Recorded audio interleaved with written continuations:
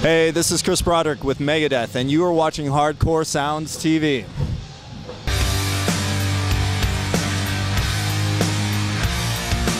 Okay, so hello everyone. We are here in Tuska Open Air in Helsinki, Finland, with Chris Broderick from Megadeth. Hello, how's it going for you guys at the moment? It's awesome. We've been over here for about 3.5 weeks now, and we just got off those big 4 festivals, and now today we're up here in Helsinki, and we're gonna rock out. So it's gonna be a great day. So the summer has been good for you guys so far. Very good, very busy, I must say. Yeah. So a little bit about those shows with Metallica, Anthrax, and Slayer. How did the gigs go? They went very well. You know, the most awesome thing was that there was.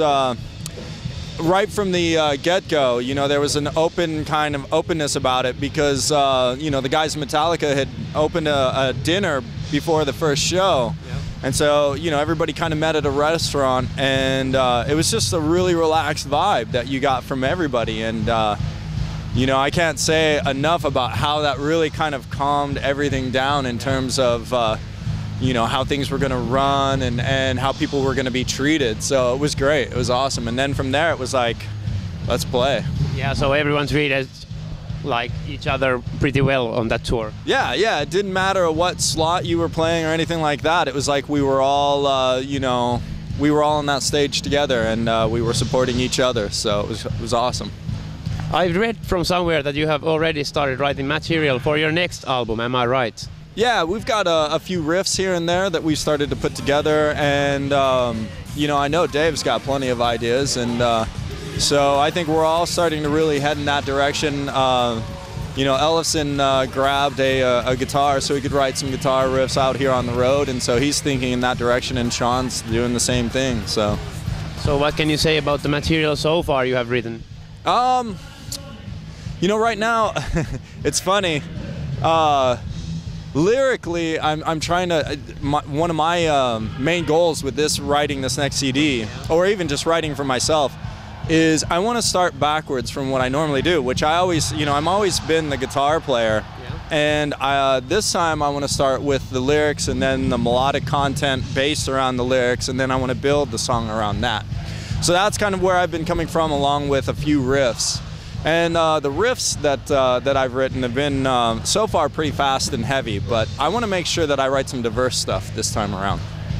Well, you haven't been like in Megadeth for such a long time, but what do you see as the main reason for the band's long existence? Wow, again, you kind of nailed it. I've only been in the band for 2.5 years, but I would say. Well, I think there's, there's a tenacity to do what you love to do, which is create and write and play music. So I see that exists in Dave and, everybody, and Sean and David. So I think that's really what it is. That's why we're all out here. That's why, the band on the stage playing right now is playing, so. Well, you have already achieved pretty much as a musician, and of course Megadeth has achieved a lot of good things.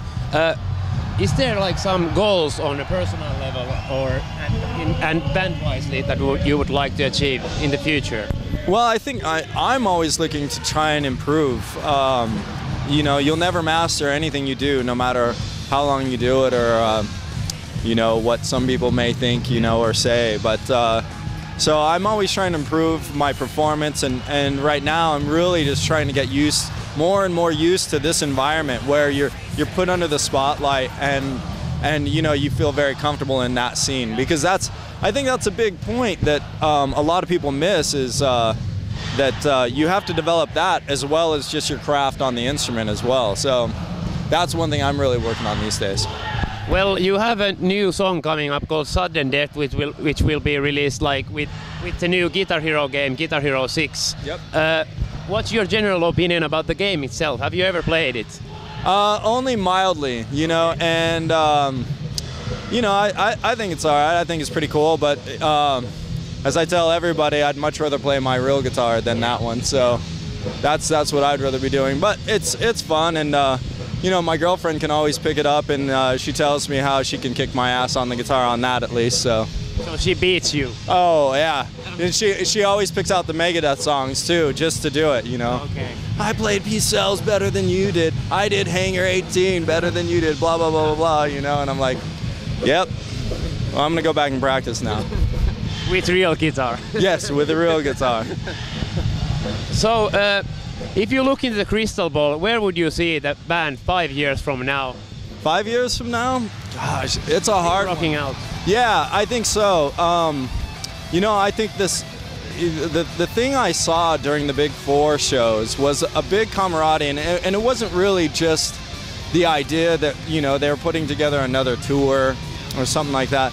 It was really like they're trying to really help the genre of music and reinvent thrash metal and metal in general, and really kind of reintroduce it to the masses.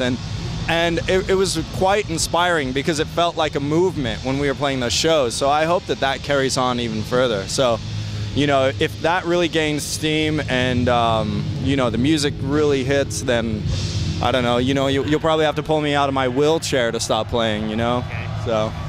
Well, thank you really much for the chat and good luck for tonight's show. Anything you want to say as a closer to your European fans? I just want to thank everybody, you know, all the time, you know, everybody has shown such great support for us, and, you know, they've welcomed me into the band, and I just want to thank everybody for that. Thank you really much for doing this with us. Sure, man.